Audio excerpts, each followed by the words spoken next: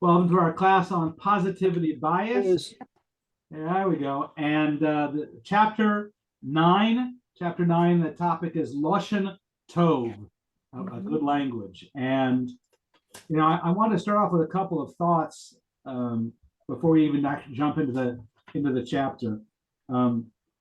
We heard that the pen is mightier than the sword. That's an old saying, right? And we've seen how that has worked in many areas in life. But on an even closer sense, we talk about when we were kids, we were raised with the idea of sticks and stones may break my bones, but words will never hurt me. That was so wrong. totally wrong. That was so wrong. And we knew it when they were telling us that too. But that power, what is it? What is it? I'm getting a feedback. So I'm getting feedback on that. So what is it about speech that makes it so powerful? So I want to actually go into the source of that, right? When we look back at the very beginning of the Torah, it talks about the creation of the world. It said, God said, let there be light, and there was light. So speech is actually the power of creation. Yep. It's no small thing. It's a very, very powerful thing. And when we learn in Hasidus, the power of speech and what language is, and the idea that language is revealing something from the potential to the actual. In a class, our other class today, we're talking about the power of blessings. That God gave Avram the power to bless, who gave it to Yitzchak, who gave it to Yaakov. But we have that power to bless others. And it's a very, very powerful, and that's what we're going to be talking about tonight. That hour, not just of blessings, but to use speech to bring out good. And I wanted to, before we jumped into class tonight, I wanted to put Bob Carton on a hot spot tonight. Yeah, I have to leave. I'm sorry. I believe you remember well the situation in Skokie, Illinois, decades ago, when the American Nazi Party wanted to march. Skokie, and the concept was the freedom of expression, right? And I remember that there are a lot of countries, like in Canada and in many other countries, there's a ban on hate speech. It's flat out illegal. And here in America, there's the concept of freedom of speech, and there've got to be pros and cons to both of that, right? I mean, yes, we cherish freedom of speech, but how do we allow, hate speech? So, Bob, would you speak a few words about the pros and cons of this idea of freedom of speech? Because in the Supreme Court, earlier Supreme Court that had more public confidence, they found that the freedom of speech includes the freedom to say hateful things, as long as you don't drive people to action with them. So, for instance, yelling fire in a crowded theater is not protected. We know that. We know that there was a case that came out of Chicago called the City of Chicago versus Terminiello, who was a minister. And he was a hateful man. He was an anti-Semite, and he preached hate along the lines of Father Cothran from the South, if you remember who he was. Oh, yeah. Yeah. Well, Terminiello did the same thing, and the City of Chicago arrested him, charged him, it was a misdemeanor. They charged him with disorderly conduct and hate speech. The Supreme Court said, hey, it didn't motivate, nobody did anything in response to the hate. He didn't cause anybody to take action, he isn't guilty. And the Supreme Court of the United States expounded on that in that case. I happen to be very much aware of that case because my father argued it in the Supreme Court for the city. Yeah. And lost, and rightfully so, in my opinion.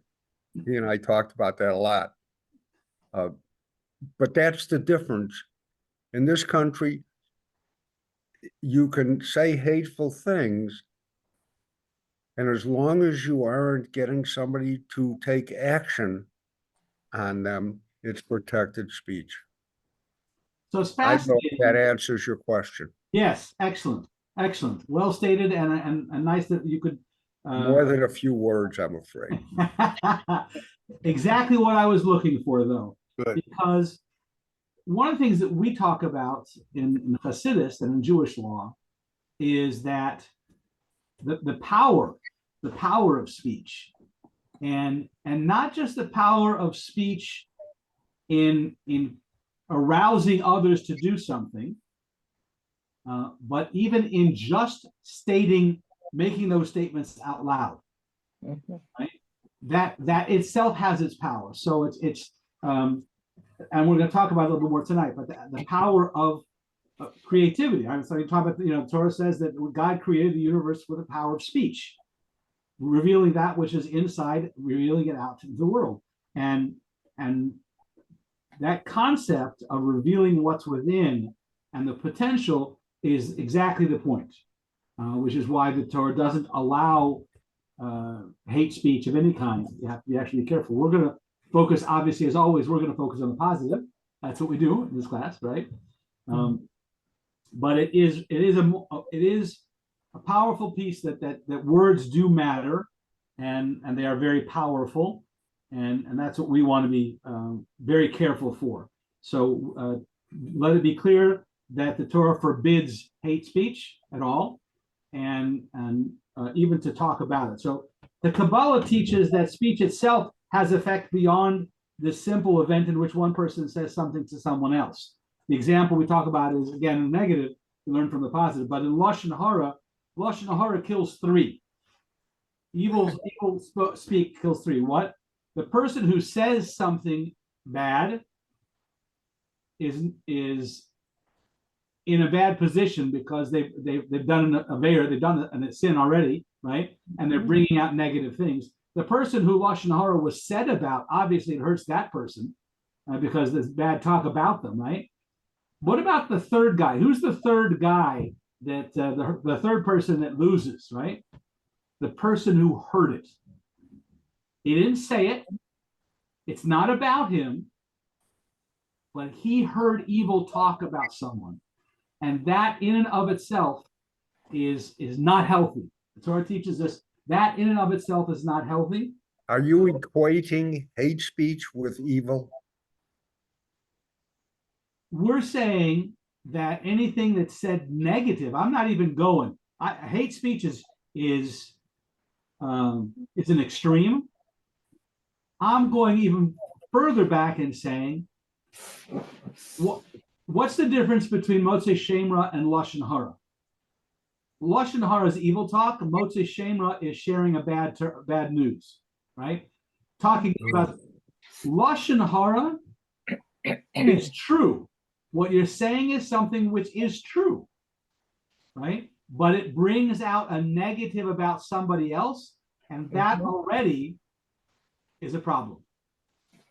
Wait, is it a problem in the fact that if you're speaking about a person in a negative, but you're warning somebody else about this person, so you're bringing up the facts, so you're doing good by telling this person they should avoid, and this is the reason why.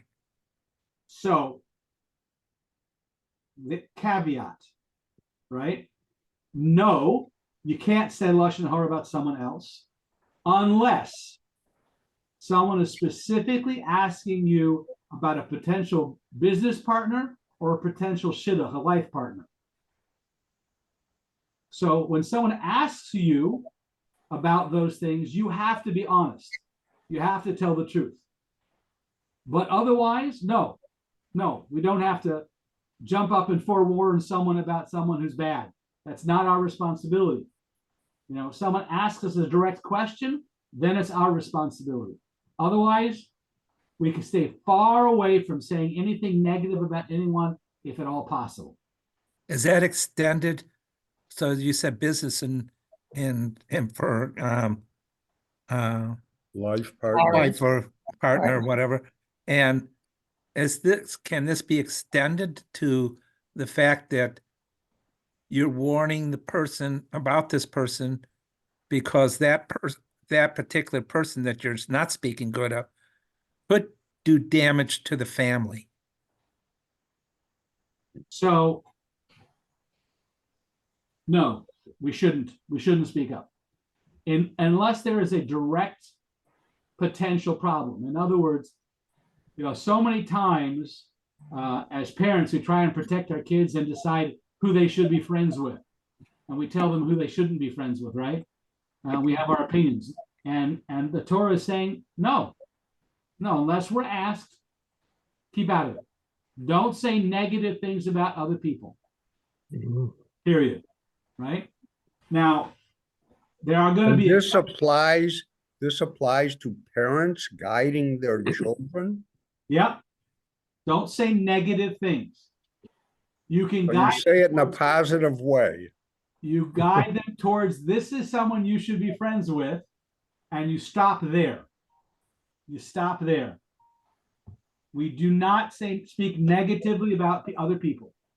Now, obviously, right now in the United States, one of the biggest challenges we have is that political parties, they are horrific when shredding anyone else publicly, and so much of it is totally unnecessary. It's become, it's a cat fight. It's horrific, and I wonder what the world would be like if we focused on bringing out the positive things. Now, having said that, if someone is running for an office and there are moral wrongs that need to be brought up, they can be brought up when necessary, because we're talking about someone running for a public office, so it affects everyone. That comes under the categories of business partners. You're trying to Comes under the category of what? business partners. How about an employee? A potential employee? Right. So A yes, partner, just an employee. yes, same thing, part of the business. Yes. Yeah, because it can clearly have a financial impact, right? But that's if we're asked. Ah. I just had a phone call from someone who was a college student, and they were calling. The college student had listed me for a reference, and they were calling me for a reference for the college students, right? This is a student who helped do the editing of some of our videos that are on our YouTube channel. So the job that the video editors had was, here's an hour plus interview. Listen to the whole thing, pick out 3 to 5 stories that we can edit to pick out the little vignettes of a story, and then send that to me, and we'll go back to the editing, and they would edit it out. And this person, she was doing some of the editing for us, and she did a marvelous job. So it was a wonderful opportunity for me to be able to say all the good things she had done. And then he asked me about the negative. And thank God I couldn't think of anything because, she did great, and she followed instructions, and she was very sensitive and did a marvelous job. So, there was nothing negative to say. But when asked, yes, then you have to be able to say, the truth. You have to be able to tell the truth. One of the things we talk about in shidduchim, and if someone is asking you about so-and-so who's a potential marriage partner for oneself or for your kids or somebody, right? Again, you have to be sincere, and you have to be righteous about it. You don't need to say more than necessary, but at the same time, you have to be able to tell the truth. You have to be able to forewarn someone going into that kind of a circumstance to be able to share the right things. But let's go forward. So the idea of speaking about a person's negative, I guess the word, I don't want to use the word qualities, right? Because qualities usually should be a good thing, right? But the person's negative traits, we do have to share them when we're being asked about them, and it's for something like business or life. But otherwise, what's the purpose? To bring out negative things about someone else? No, we don't have permission to do so. And even that's when it's something which is true. And the example we talk about in Chassidus, there was an example, again, this is a mystical piece, right? So the example here was given that the Baal Shem Tov, who is known to be a real mystic, he said once there had been two men quarreling in the shul, and one of the men shouted that he was going to tear the other guy apart like a fish. In response, the Baal Shem Tov, who gathered his disciples around him, he told them to hold hands, put their arms around each other and stand near him and close their eyes. And then he placed his hands around those next to him and completed the circle. And suddenly the disciples could see the fellow being dismembered by his disputants.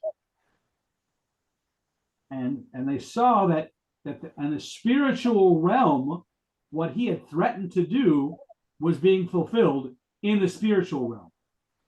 So, that there's more, and that's the point when we're coming to is understanding that there's more than just this world, and that the veil between this world and the next is a very thin veil.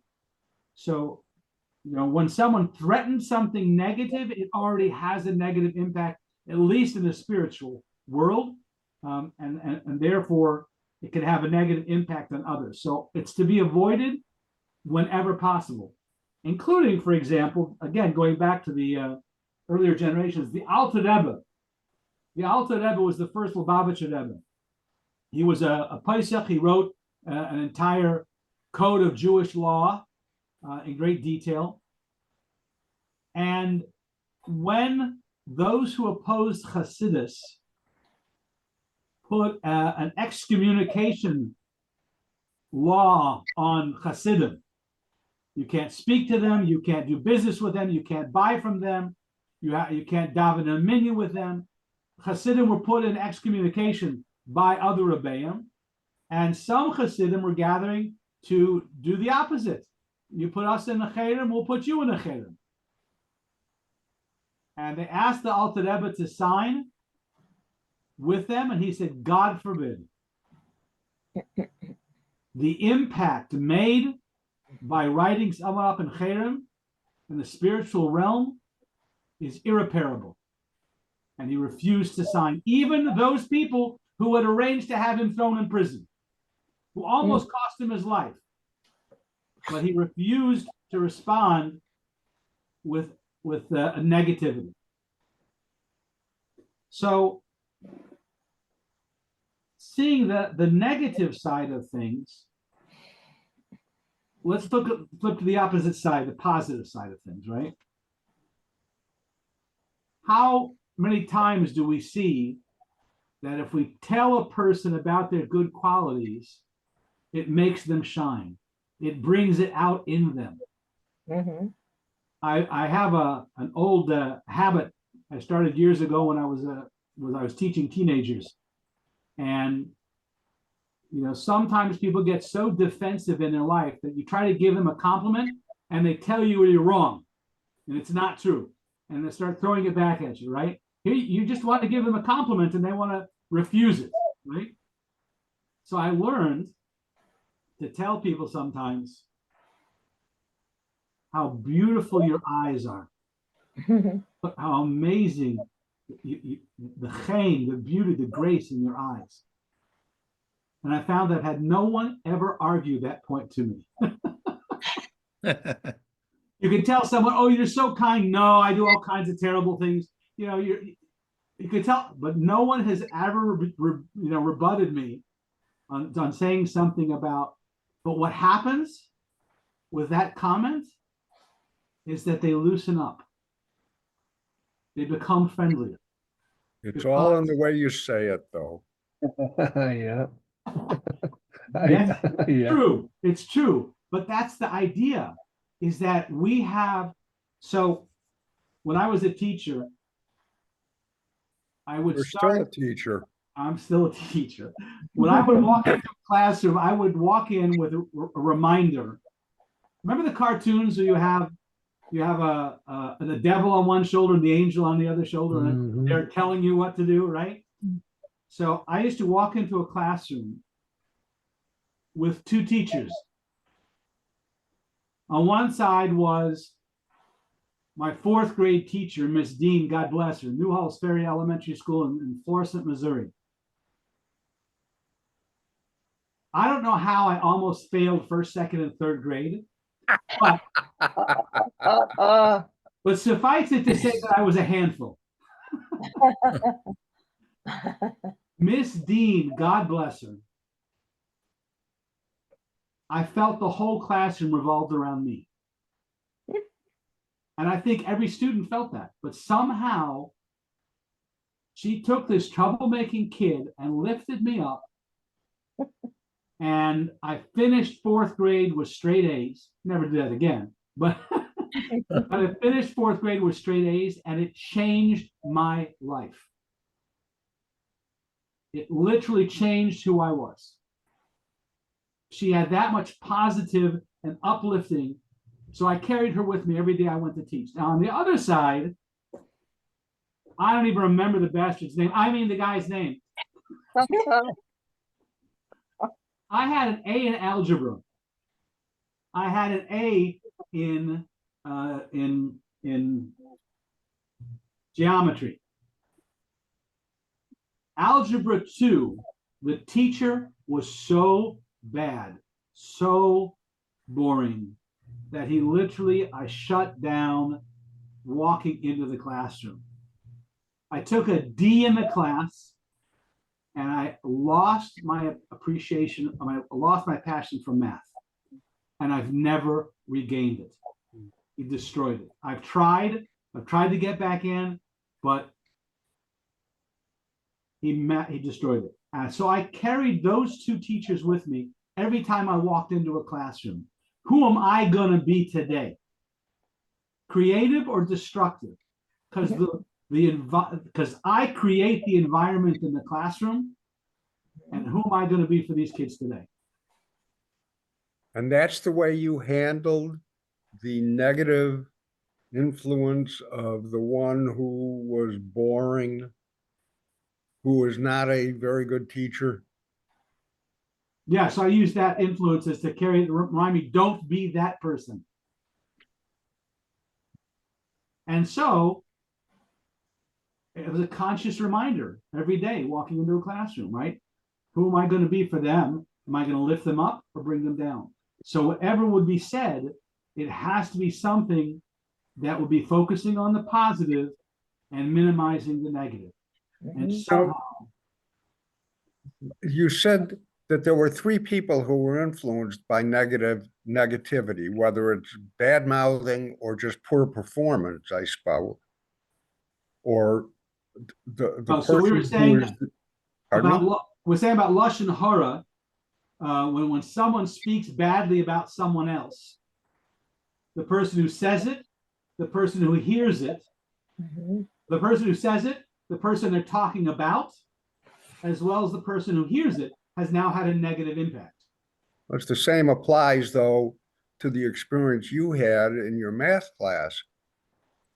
You have a teacher who is less than as successful as he or she might be Oh, you said because, that so nicely. Thank you. pardon me? You redeemed him so nicely. But it had an effect on everybody in your class, not just you, but everybody in the class, on him or her, and of course on you. Yeah.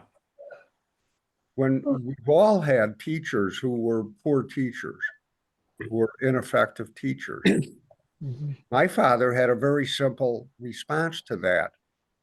And he told my brother of Lashon and me, if you have a teacher like that, it's your job to learn in spite of your teacher if necessary.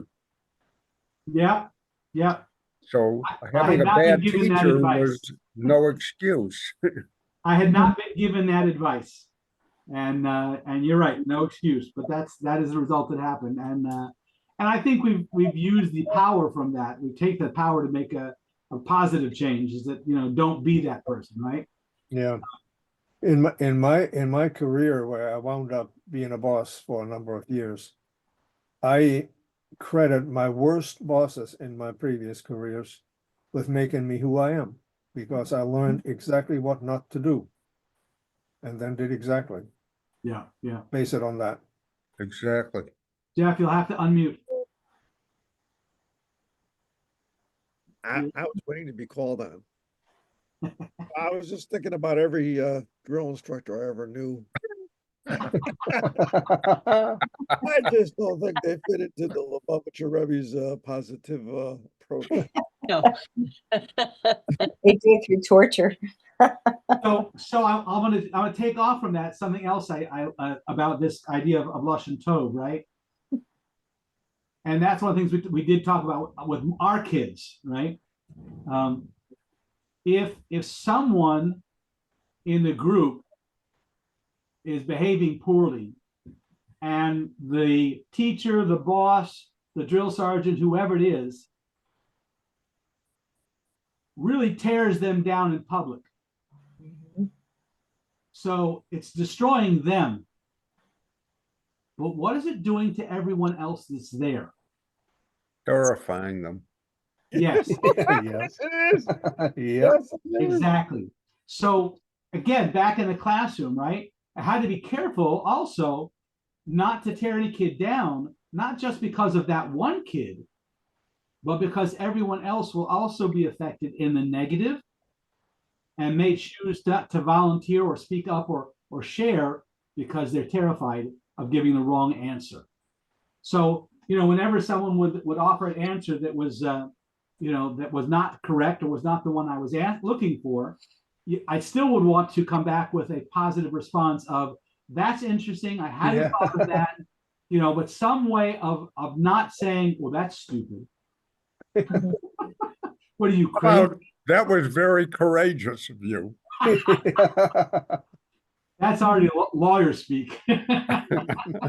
So I guess you can't say that I positively didn't like that person. Right. Right. So the idea then of Lashon Tov is the idea of words that will be of words of affirmation, words that will build someone up, and looking out for the opportunity to build someone up and say something that will support them, encourage them, and that's the idea of Lashon Tov, is to find something that you can say positively that would be helpful. So I have a question. If you wanted to correct a certain behavior from somebody, say like a teacher who's not influencing the class like they could be able to, and if you can't say anything bad, then do you have to reconstruct your approach to it to try to tell that person, well, you're missing out on these qualities that you could be doing to influence people for the better, rather than saying, we're having trouble with the way you're presenting it, that it's not helping us. Can you redirect the way your approach is to it? And oftentimes the easiest way to do that is by asking open-ended questions. What might you say to be more engaged, to engage the student in a positive conversation, but by asking open-ended questions, you're helping them to think out loud about a better response. But how about the student to the teacher? who, Very careful. like in Very your, careful. yeah, like in your case, where the teacher was upending your successful path Right. in the way he was teaching, that if you would have approached that teacher and say, I'm having trouble with the way you're presenting this to me, that I don't have any interest going forward. Can you redo your approach? Would that be bad? Right. So again, if the student has the wherewithal to do that, you know, that might be a workable option, or they may need to go to see counseling to have the administration work on it, or have a counselor help them come up with the languaging for that. You know, those might be opportunities. I remember the whole world is now built on internet reviews, many of which are negative, some are positive. So how does this fit into what you're discussing right now? So, good question. And I think one of the examples of Dell Computer had a very negative comment posted in feedback at one point. And for a while they chose to ignore it. And it started going viral.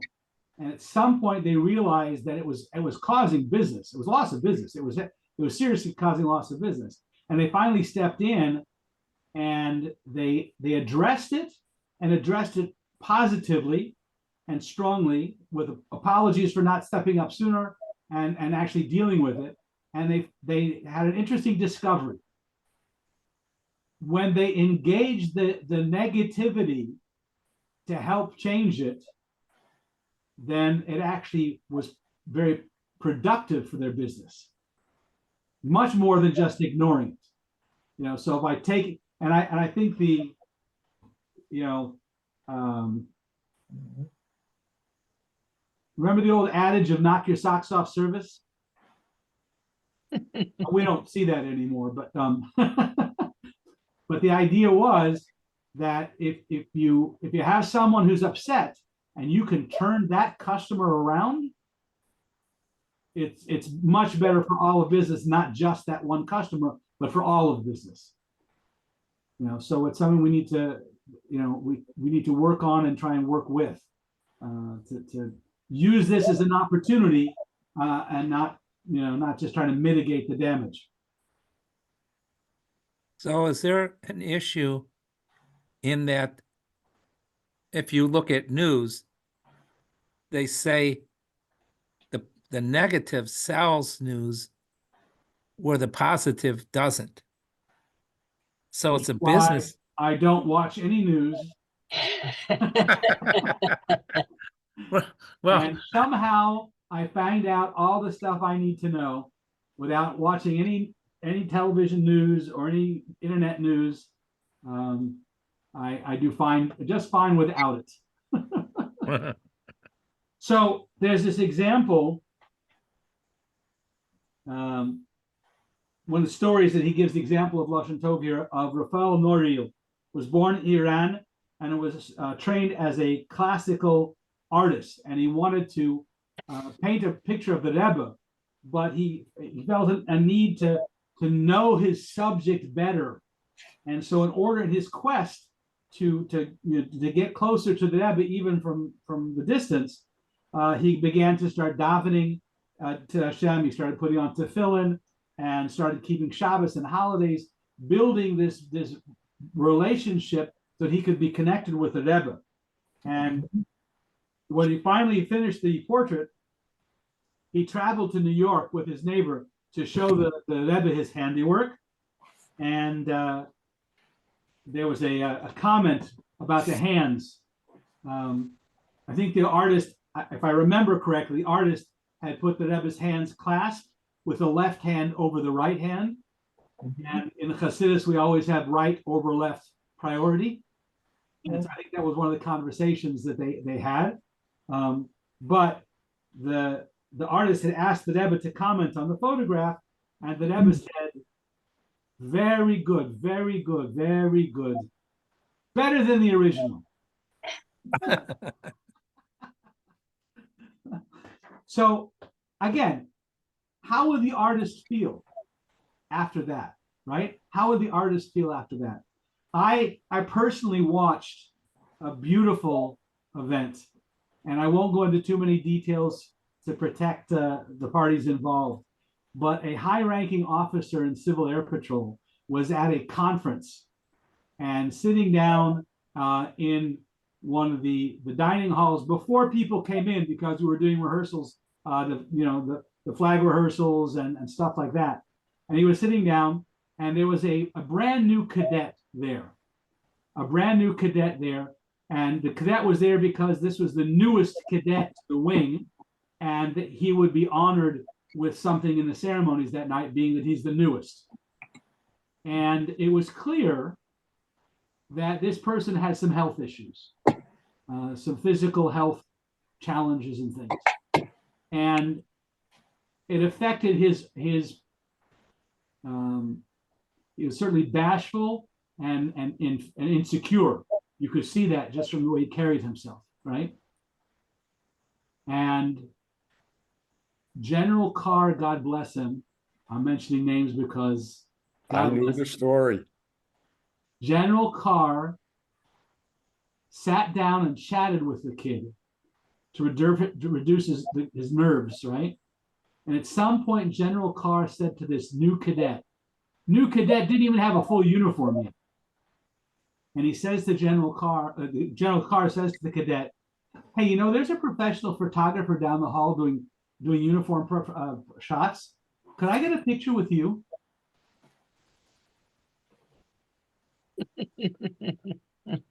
What do you think happened to that cadet? He lit Right? up. He felt Lit special. up. Yes, exactly. And I'm sure that that's going to have a major impact on this cadet's career, is to have someone like General Carr ask me to have a picture with him. Got to make him feel like $1 million, right?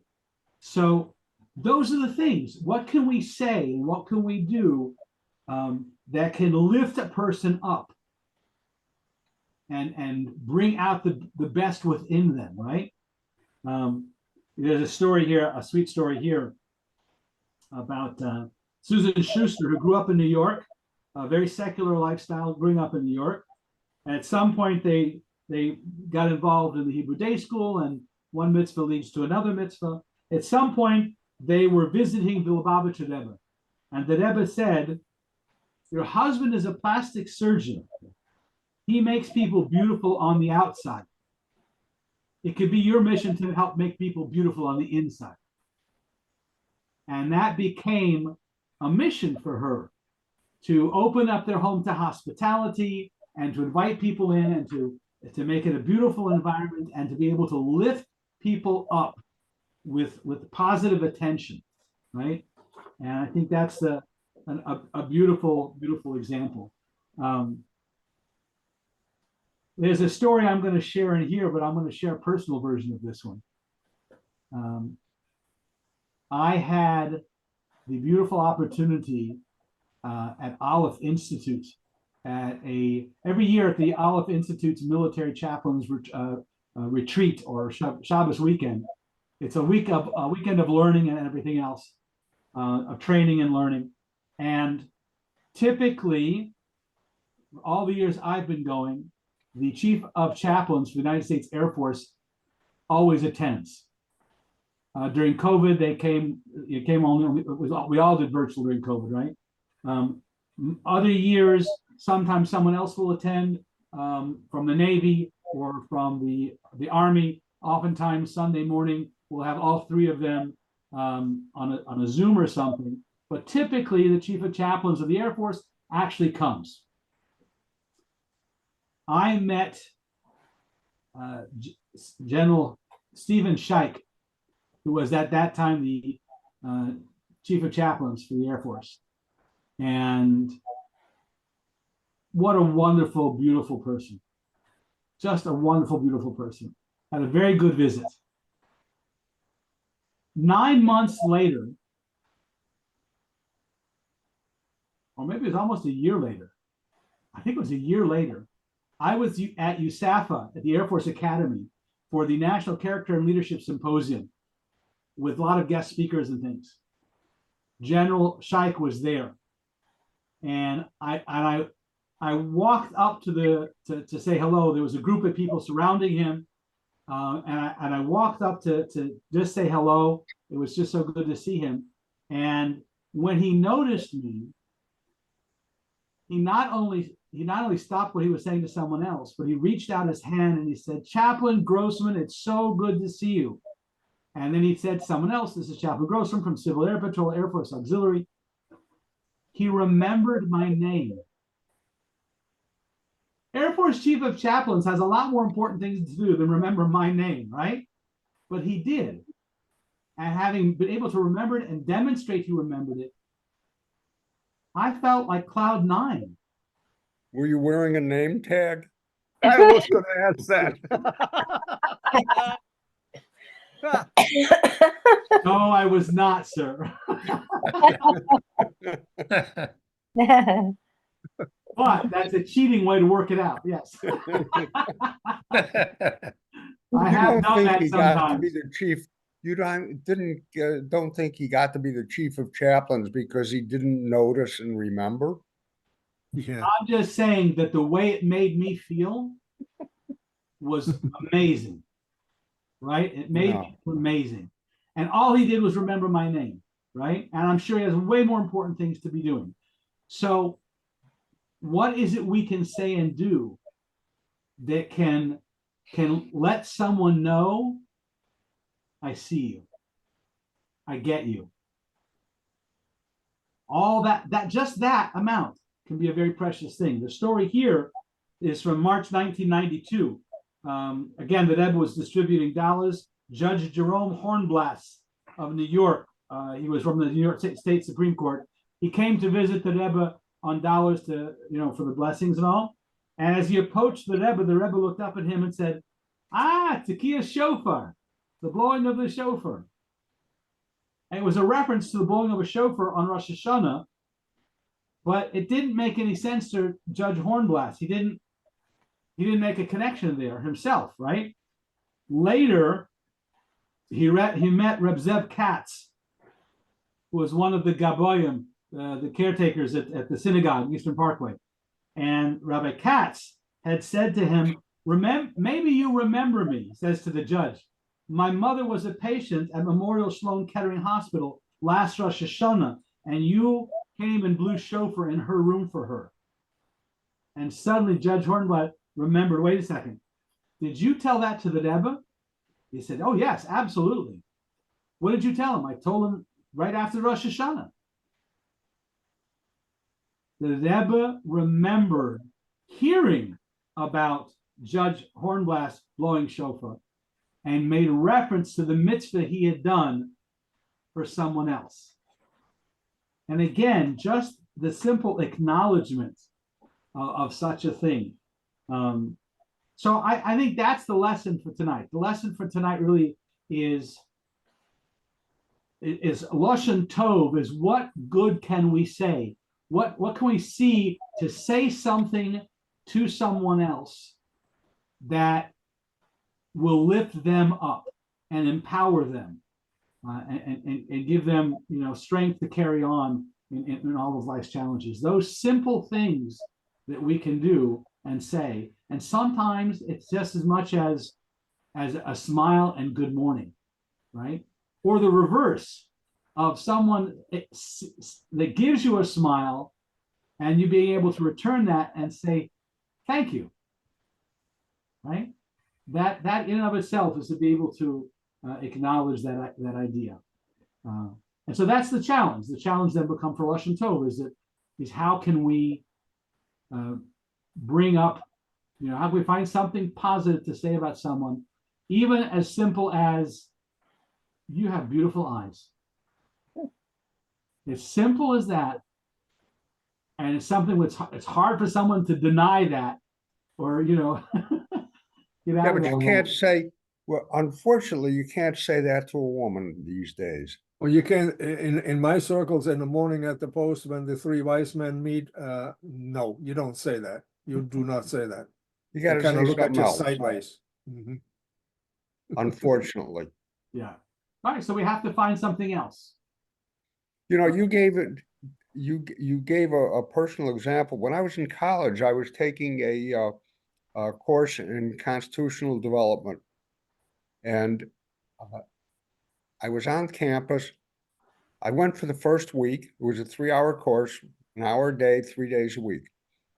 I went for the first week. I stopped going.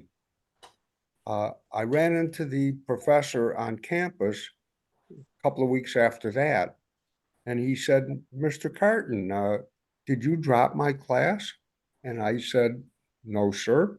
And he said, well, I haven't seen you there. How come? No. I said to him, you wrote the book that we're using as a textbook for the class. And the first week, your lecture was right out of your book. And I read your book. And frankly, I had other things to do with my time than listen to you read your book to us. And this man, now this was 60 some years ago, and I remember it like yesterday. He said to me, Mr. Carton, am I really doing that? And I said, yes, sir. And he said, well, why don't you start coming to class again? He said, I think you'll enjoy it more. And I did. He never did it again. And now I don't know if he knew how great that was making me feel that he didn't kill me for doing that. But I was polite, but there was a professor who took what I considered to be constructive criticism, however brash it might have been, and took it to heart and really did something about it. So sometimes I think, I don't know if I phrased it poorly back then. I tried not to, but it certainly was effective for him to hear from a kid who didn't know when to keep his mouth shut and still doesn't.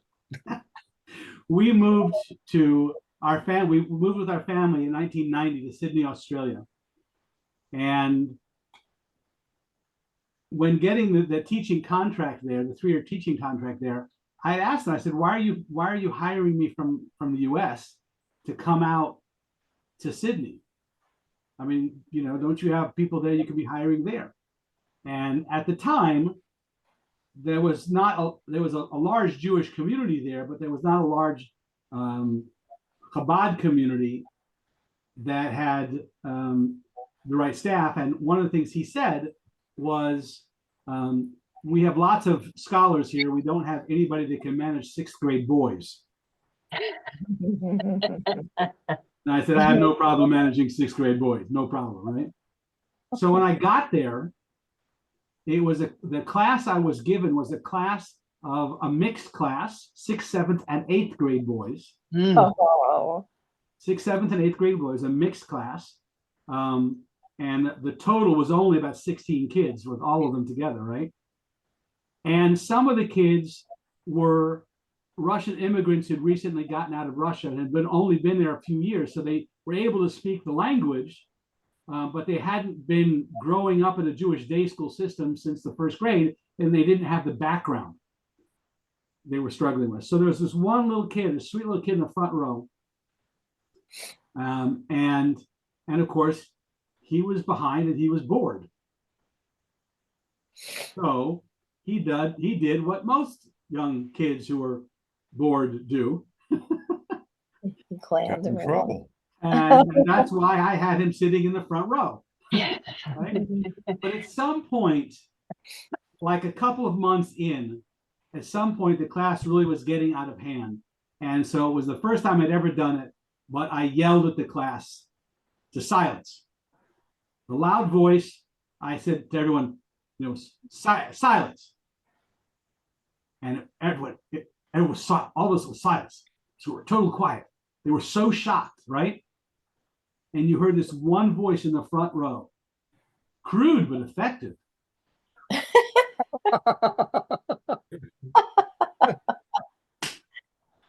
I laughed. I lost it. It's been a quote since then. We love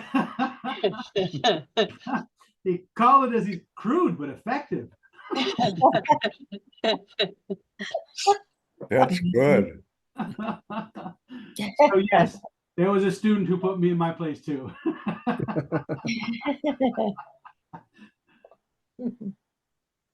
But yes, the idea then of being able to yeah, raise up people with our language and find ways to say it, and even when we have to say something that is corrective, to be able to say it respectfully and be able to say it truthfully.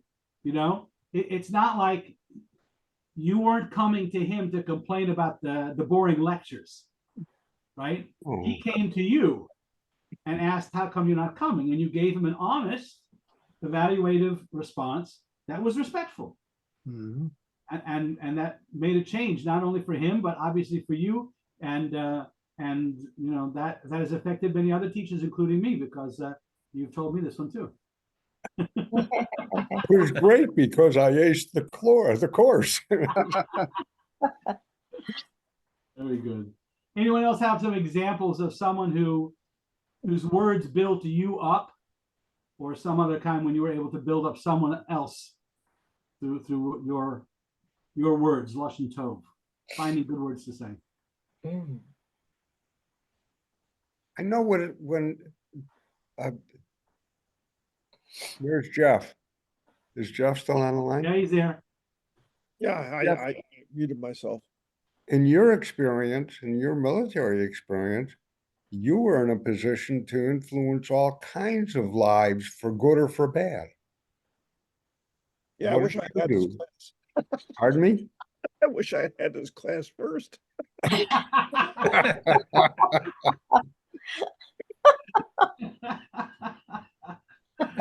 Oh. Ah, Well, I will tell When you. it- I hope I had the seiches to do the what we've been talking about. I can't remember that far back. I will tell you that in Civil Air Patrol, from the national commander on down, there has been a very serious effort at changing the way that that we operate, in the sense of none of that's tolerated anymore. In other words, that within Civil Air Patrol, at least, I won't say active duty, but within Civil Air Patrol, it's a very, very strong effort to make sure that we stop any of that harassment that happens in you know, typically in basic. It's a challenge because well, I remember a year and a half ago taking a cadre at encampment, taking them to task on this topic, and they admitted they did it because it was fun to terrorize people, you know, and so, you know, and it was done to them, and they want to carry on the tradition. Right now that they're upperclassmen, they want to carry on the tradition, and I let them know in no uncertain terms that that is contrary to national command. Absolutely, and that it has. It's also ineffective. That's beside the point. Yes. I know in Civil Air Patrol, because we don't, as commanders, we don't have real power. You can't issue an order and have a military code of justice behind you to enforce it.